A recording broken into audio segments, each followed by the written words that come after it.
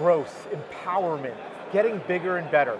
You know, all these things sound good in theory, but getting them to happen is a little harder, unless you got Joe Duran on your side. Joe, you are an icon, a visionary in this industry, and a good friend. So thank you so much for taking some time to chat today, my friend. And I didn't wear my fancy sneakers. I like the kit. kit. You dropped in and did this interview last minute. I did. I appreciate it. Well, and I don't have my velvet. It is a beautiful velvet smoking jacket. Yes, for all of you that can't see, I am wearing velvet here on stage today. But Joe, empowering advisors, really enterprising them is really what's driving you these days. Yeah. Talk to me a little bit about the problem advisors face in terms of growth, getting bigger, getting better.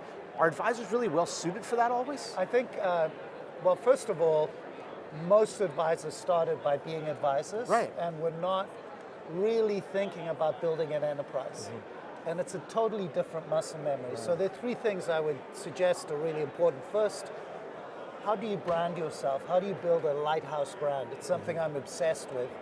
And it's something most advisors are very good at building their own brand, right, but they're not good about thinking about how do I create a halo that attracts people beyond me, to go beyond the cult of personality. Right. So the first idea is, how do I create a brand that attracts people, and not just end clients, but advisors and employees, teammates. The second is, what are you doing to differentiate and create an experience that's unique to you and the clients that you serve?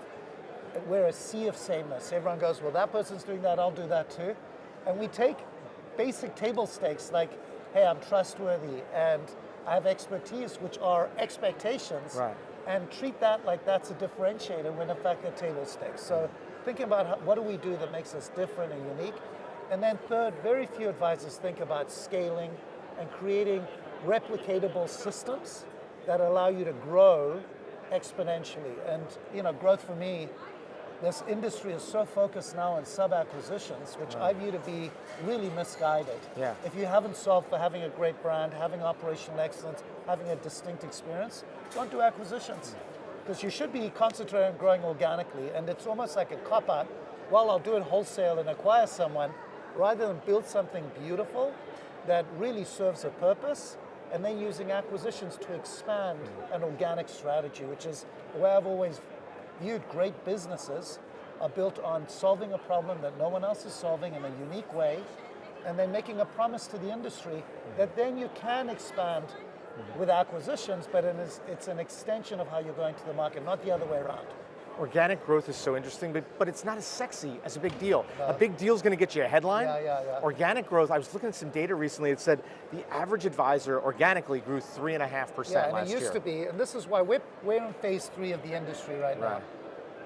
The reality is it's a market share game. Right. And in a market share game, it's harder to grow organically, but what I notice is as G1 leaves, and G1 were all brokers and insurance guys who joined the industry, and they have left, and the G2s are fiduciaries and they think sales is a dirty word. Right. But the reality is if you don't grow organically, you're not going to have a great business. Right. So for me, if you're a leader of a wealth management firm, 30% of your life at least should be spent, what are we doing to grow the business? How big is our pipeline? What's our close rate?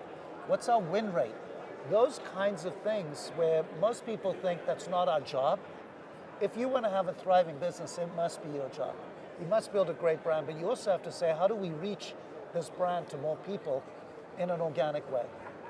30%, you heard it here first. 30% of your time you have to be spending on organic growth if you want a thriving business. That's right. Joe, great insights. Always great to talk to you, my friend. Thank you so much, buddy. Thank you very much. For Edge TV, I'm Matt Ackerman. He's Joe Duran. Have a great day.